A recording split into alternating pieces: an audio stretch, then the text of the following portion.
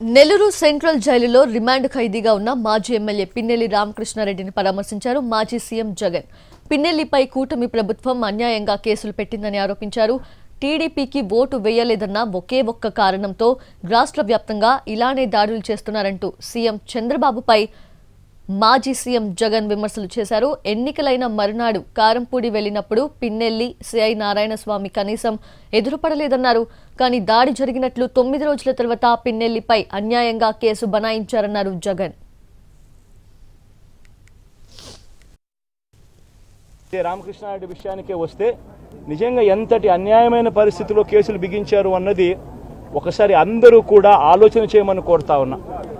ఇదే విషయం కారంపూడి ఘటన జరిగింది ఎప్పుడు?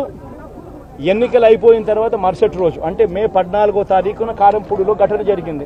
ఎమ్మెల్యే కారంపూడికి చేరుకోక మునిపే ఆ ఎస్సీ కుటుంబం అనేది కారంపూడి అటువైపున ఉంటే, ఊరికి అటువైపున వాళ్ళు ఇల్లుంటే ఆ ఊరు ఎంటర్ కాకమునిపే తనను అడ్డగించడము, అక్కడే గొడవ జరగడము. గొడవ జరిగేది టౌన్లో జరుగుతూ ఉంది, ఇక్కడ నుంచి ఇక్కడ అడ్డగించినారు. నారాయణ స్వామి అనే ఈ సిఐతో కనీసం ఎమ్మెల్యే కనీసం తటస్థ కూడా పడలేదు. కనీసం చూసిన దాఖలాలు కూడా లేవు వీళ్ళిద్దరూ. ఆ రోజు మే 14న జరిగితే 9 రోజుల తర్వాత, అంటే మే 23వ తారీఖున ఆయనకి ఏదో జరిగిందన్నట్టుగా ఆ సిఐ హత్యాయత్నం కేసు పెట్టడం జరుగుతూ ఉంది రామకృష్ణారెడ్డి. కనీసం సీన్లో కూడా